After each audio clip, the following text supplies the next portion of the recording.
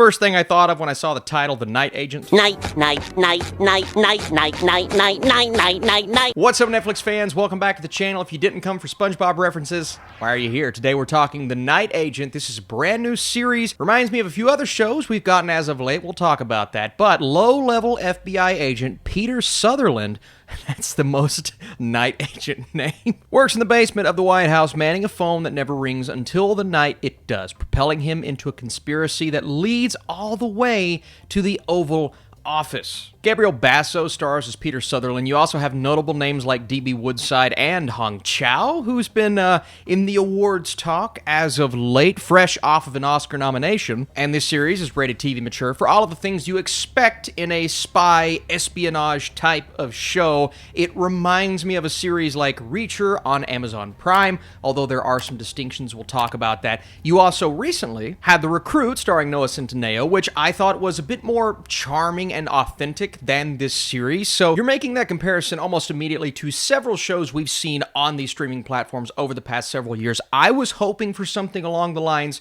of Bodyguard starring Richard Madden. Here is a shout out to one of the best shows, I believe, on Netflix. It definitely did not approach that quality. That's the type of show you hope for in something like this. But then we got into the actual plot and what this series is all about. You can see the pattern of our main character being an employee at the FBI who is way over his head when it comes to his actual job. Then he's thrust into an international conspiracy, shades of Mission Impossible, shades of, like I said, The Recruit. That's probably the most similar. You also have The Terminalist recently. So we start with our main character. He's literally in the basement. He's in the pits and he's waiting for this phone to ring, but he was also involved with a terrorist attack that we see at the beginning of the first episode. We get shades of his past that build him up to the character that he is, but several people believe that he was actually in on that attack. He was a part of it. And then he receives a phone call from a CEO that witnesses an assassination of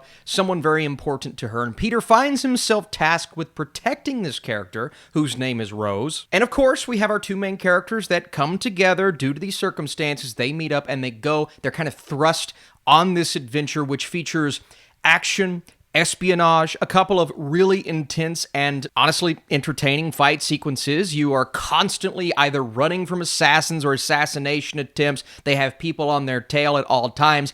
And our main character is also a suspect. So that's where things become really interesting. Lots of twists and turns along the way. It's the same old thing that I've said 1,000 times. It's the same old plot. Do I sound frustrated? I kind of am. Hey!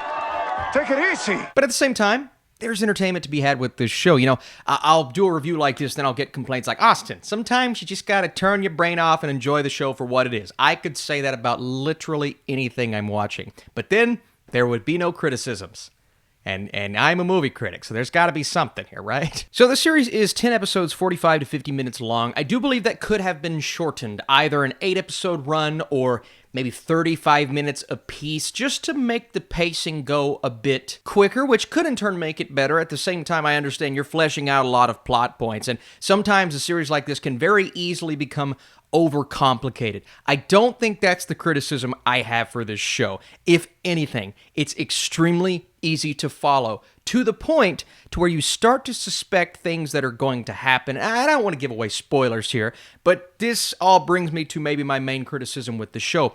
There was one aspect of the story, I'm not even going to say what it is because I don't want to spoil anything, that was so obvious from the beginning, from the get-go, and I said to myself, I really hope that's not the case.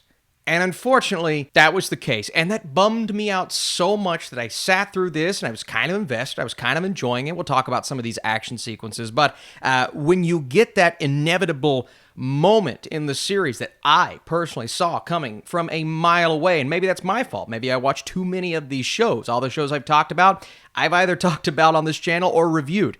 And unfortunately, when you get something that's so obvious, it becomes easy to see coming from a mile away, and I saw it coming. You didn't see that coming? Now, this series is based off of a novel of the same name, which I have not read. I'm curious to see if you guys have read this novel. Please let me know, how close is it to the book? Does it kind of follow along with that same story, or does it branch off and do the Netflix thing? Here's what I'll say about this series that I do enjoy. It has that television feel when it comes to the cliffhangers at the end of each episode, leave you wanting more as an audience, and there's no issue with there always being something to focus on, whether that be a plot point or, political intrigue, some action sequences, family drama. There is a family subplot, actually a couple in this show, but one specifically that does keep you on your toes. I guess I can go ahead and talk about that. It has to do with our main character's dad, and I was hoping for a while that they were going to address it because they brought it up, but they did, and that was actually kind of nice. But again, it's taking this material and working it in a way that makes it feel different. I talked about the predictability,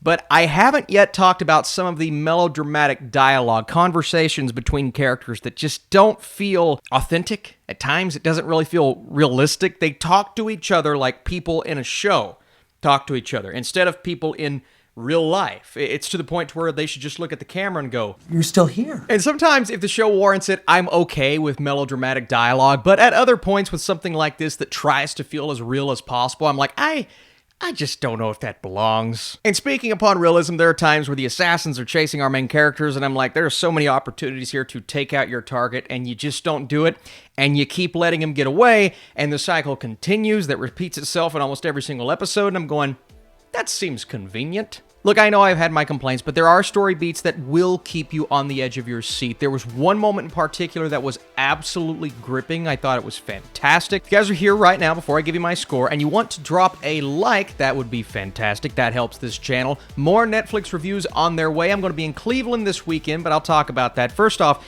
it may feel overly convenient and melodramatic at times, but this is an edge-of-your-seat espionage drama that always has something up its sleeve, and I think that's important with a Netflix show. Maybe a bit on the lengthy side, but it will make for a compelling binge, or one of those you're watching it, doing some other things, but you are watching it and enjoying it at the same time. I mentioned Cleveland. I'm going to be there with Sean Chandler and the Flick Pick this weekend. We're going to be doing all kinds of stuff. Panels, meet and greets, all that funness. So if you're living in that area, if you're in Ohio, come see us. That's all I got. Bye-bye.